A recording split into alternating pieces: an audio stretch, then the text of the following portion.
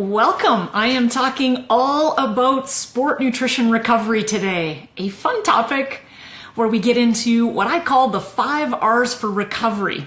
For both fitness buffs, recreational athletes, and competitive athletes, the recovery nutrition meal post-workout is the most important meal of the day. So I want to give you some context as to why and what components you need to think about in refueling so that you get the most out of your workout, boost that immune system a little bit better, and go into that next workout feeling fresh without heavy muscles. Because I think we've all been there where our muscles sometimes aren't where they need to be, and you want them to be able to do something again quite soon. So we're going to be exploring all things about what to eat after here when we dive into the 5 R's for recovery. The first one is rest. So I'm going to give you one non-nutrition R, and the rest, the 4 other R's, are going to be nutrition related.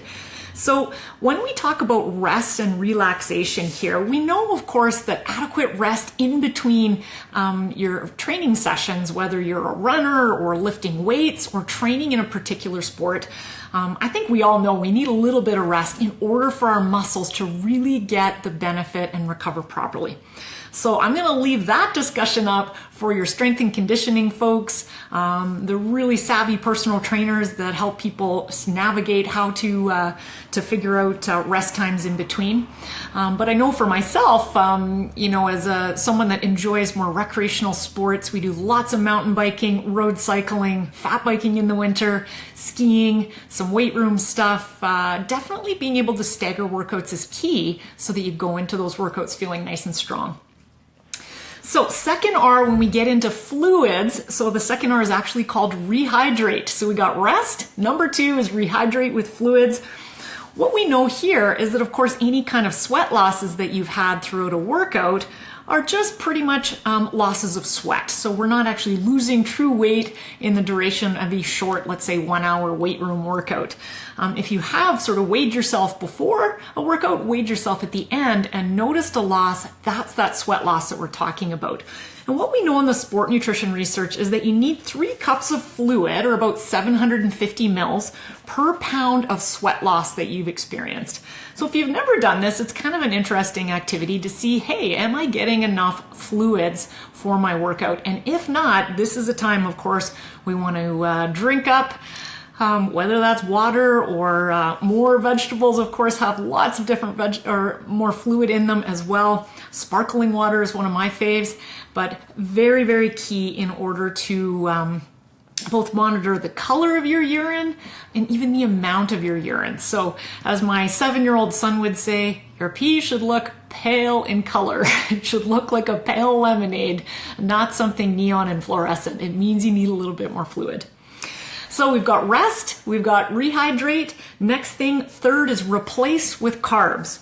Replacing with carbohydrates is so key from a muscle fuel perspective. So lots of fear going on in carbohydrates these days. We're fielding all sorts of questions around low-carb diets like the keto diet. But what we know from a sport nutrition perspective is you're going to get the best benefit out of your workouts if you've got adequate carbohydrates either stocked in that muscle going into a workout, but also in a post-recovery sense. Carbohydrates are the gasoline for your muscle stores. If they're not available, it's going to be pretty hard to get the best benefit and push really hard from a strength, power, and endurance perspective. So the harder your workout, what we know is the more carbohydrates that you're going to have burned, and therefore the more carbohydrates you're going to need in a recovery fuel perspective. So where do we get carbs? I think this hopefully might be review for folks, but just in case, of course, your grains, your starchy types of foods, things like potatoes and sweet potatoes, yams, those kind of things, quinoas, rice, all of that good stuff. And then all vegetables are pretty much carbohydrates. Even though some of them don't have a lot of calories in them, the vast majority of calories they do have comes from carbohydrate. Fruits, of course, carbohydrate sources, and then in milk and yogurt, we've got lactose, which is a carbohydrate source as well. And then, of course, sweets and sugary foods also supply carbs as well, which is where things like sport drinks and that can come in into play. So We know, again, both your brain and your muscles need carbs to be able to perform at their best. So your preferred source of fuel is always going to be carbs. So if you want to get the best out of your workout, we've got to get a good dose of carbohydrate in there. A sport dietitian is the best person to work with when trying to figure out exactly what that means in terms of the quantity that's ideal for you. And in some cases, the sport dietitian at our practice is really troubleshooting some really creative options if you're an athlete that's traveling or on the go. All sorts of different ways we can make sure that you're getting the nutrition that you need. So the key around carbohydrates, this whole concept of replacing carbs, is timing is actually quite critical here. So we know from sport nutrition research that getting a good source of carbohydrates into the muscle within 30 minutes of completing a really intense workout is really important to be able to have that muscle fuel get restocked and make sure that you've got a higher level of glycogen, your carbohydrate storage part of the muscle, stocked and into the muscle, ready to go. So you're thinking about, okay, if it's going to take me a long time to get home from the gym or get home from wherever I'm training from my sport, and I'm going to shower and it's going to take me some time, typically most of our recreational athletes here are going to need to pack a source of carbs with them. So in the article that the website link I've associated with this video, you're going to see a whole bunch of content that I've prepped for you there. And I'm also giving you a couple of links, one of which is a fantastic snack post-recovery for a homemade energy ball recipe. Super easy, no cooking skill required. You just mix it up in a bowl and they freeze great. So I'd encourage you to try the recipe or something similar to it. A wonderful way to top up carb sources while you may sort of just be getting out of the gym or out of the sport training environment and need something to top you up. So that's the third R, is replacing with carbs. So we've got rest and relaxation. Number 2 is rehydrating with fluids. Third was replace with carbs. Fourth is repair with protein. So oftentimes when we ask athletes what's the most important thing to think about in recovery, they almost always tell us it's protein. And while protein is important, it's carbs that we need first. As long as you're getting in a good source of protein within a couple of hours of a super intense workout, that tends to be sufficient in terms of what we see in good recovery areas. So the key here is, of course, protein is coming from things like your meats, your poultries, your seafoods, nuts, seeds. Hemp hearts are fantastic. Dairy foods such as your Greek yogurts, eggs, those things, also fantastic sources of protein. And for vegetarians, lots of ways you can get your protein in, of course, from the nut and seed family. The legume family is fantastic. Those are things like your baked beans and black beans and lentils, chickpeas, those kind of things. So we need protein for overall muscle repair. So really intense exercise tends to strain our muscles. In fact, we get little sort of micro tears and tissues that really need some extra love when we're done that workout. And protein goes in there and helps to repair just overall body tissue, particularly muscle. And it's also really important for building muscle. And that's where we're going to see some really great strength, power, and endurance gains, is getting that good protein fuel in to help with the muscle repair. We also know that protein is really key for immune function. So oftentimes people don't realize this, but one of the reasons that athletes sometimes get more run down is because exercise does wear your immune system down when it's super intense. And so we know, obviously, your fruits and veggies are going to be key for building good immune function, but so is protein. So some of the, I would say, clients that we see in our practice here that tend to fall a little short maybe in their post-recovery protein levels tend to be females more so than males from our experience, and tend to be vegetarians more so than the meatitarians of the world. So a couple of things to maybe just check in with yourself. Am I getting a really good source of protein within a couple of hours post-workout? This is key. And from experience, what I have noticed as well is that oftentimes if you're training later in the day and you're using supper as a recovery meal, it's easier to get that normal sort of higher protein source in the meal. Where sometimes it's a little trickier is if you're a morning exerciser, say you're a swimmer in the morning or you're doing triathlon training in the morning. Sometimes it's that breakfast recovery meal that can be trickier because we got to pack these protein-rich foods with us when we're maybe on our way to work or with school.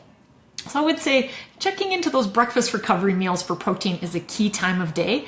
And the other time of day, I find it a little challenging for folks to get a good source of protein into a recovery meal tend to be people that train late into the evening. So let's say you have your dinner, you wait a little bit, and then you hit the gym and you really go crazy and you pump some pretty good weights, really high intensity cardio, and then you come home and it's very late at night. So definitely in the website link with this particular video, you're going to see I've listed some great just suggestions for overall recovery meals to help you in those particular situations, because it is a little bit trickier when you're coming home a little bit later.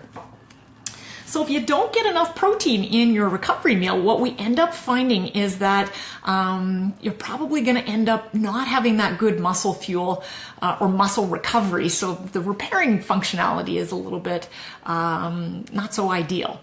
And so if you're finding yourself stiff in your muscles post-workout, it could be two things. One, you might not be getting enough carbohydrates in your diet. And we know that sort of fatigue and heaviness in the muscle is sometimes confused for, not having enough protein. But oftentimes when we investigate that, it can quite often be it's carbs that are the problem. So a couple of things to consider. And certainly if your immune system's running down, not only vegetables and fruit, but we're also going to check how are you doing in protein? Because athletes, we need just a little bit more, not a heck of a lot more, but there's certain times when you're loading the muscle, going into some bigger sort of aspects of sport training, that you will need to make sure that this protein is really good in your recovery meal. Okay, so we've got these 5 R's. We've got rest. Number 2 was replace with carbs. Number 3 was repair with protein. Number 4, wait a minute, rehydrate with fluids. I forgot that one. So rest and recover was number 1. Number 2 was rehydrate with fluids. 3 was replace with carbs. 4 was repair with protein. And we're on to the last 5 of the 5 R's for recovery, and that is rejuvenate with antioxidants. You might say, Andrea, what is an antioxidant? I've heard that word. I don't know what it is. Well, here's what we kind of think about it as the easiest way to explain it. And maybe it has something to do with back in the day when I was a kid, there was a game many of you, I'm sure, are familiar with, Pac-Man. And so we like to think of an antioxidant like a little Pac-Man that goes through the body and chews up some of those extra what we call free radicals that are produced while we're doing intense exercise. So really important that we've got these little Pac-Mans, these little antioxidants going through the body and helping to prevent your overall muscles and your tissues and just your overall body from damage. And so we see lots of research not only in the benefit of having antioxidants in our diet from the foods that we're eating. I'm not talking supplements here. I'm talking about real food. Getting those beneficial plant-based foods that supply antioxidants, really key for sport, but we also see them being really relevant for things like prevention of heart disease, prevention of cancer, eye health, skin health, aging, and the list goes on. So generally, it's probably what you already know. Just like your grandma said, you need fruits and vegetables in all of your major meals. And athletes and those that are training as recreational fitness enthusiasts, this particular recovery time of day is very key to get a good source of plant-based foods in. So we're thinking of foods that are particularly rich in the antioxidant vitamin C, for example, beta carotene, things that give fruits and veggies that beautiful orange-red colors. We think of things like carrots and red peppers and yams and those types of foods. We're also thinking vitamin E here from some of our nuts and seeds and healthy oils and those types of things. So citrus, all sorts, again, plants are what you want in this recovery meal, because not only are they going to give you some good carbs, they're going to top up those antioxidants and just lead to better recovery.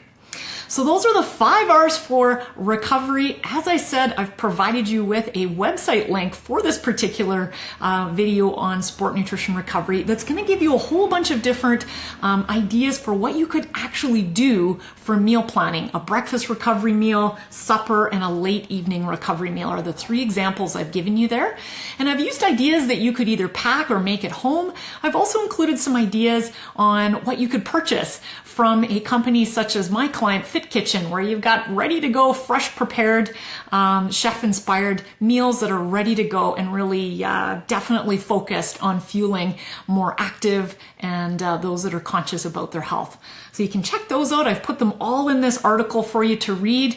And what I'd love you to do, if you found this particular video helpful, I'd love you to like it. I'd love you to share it on your feed if you think there's other people that may benefit from some of the ideas we're talking about here, especially because it's running season. Everyone's getting geared up for their next maybe 5K or half marathon, or maybe you're going to tackle something particularly large in a cycling race or triathlon this summer. But this information can be super helpful just to get your kind of vibes ready, so you're getting the most out of those training workouts that you're doing.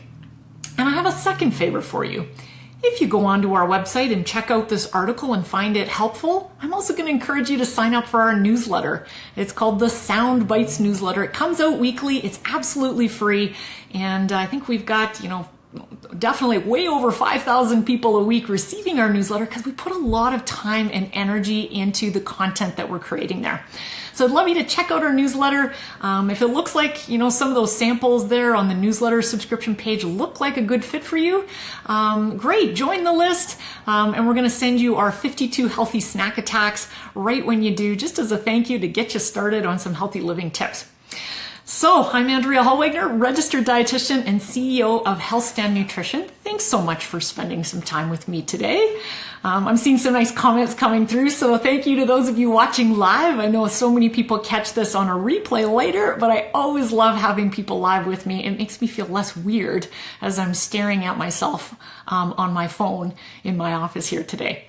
So thanks everybody. I will be back next week, Wednesday, same time, same place, to chat again about another healthy eating topic. I just can't remember exactly what that topic is, but I know I've got it written down. I'm remembering now. I'm going to dive into how we navigate and approach eating disorders within our office and the 3 most important things you need to think about when you're starting to begin a recovery process and looking to see how a dietitian may help you. So I'm going to explore that next week. If that topic is of interest for you, come join me, and I hope to see you next week, maybe the week after, for all the different live videos we're doing. So thanks for watching, everybody, and have a great rest of your day.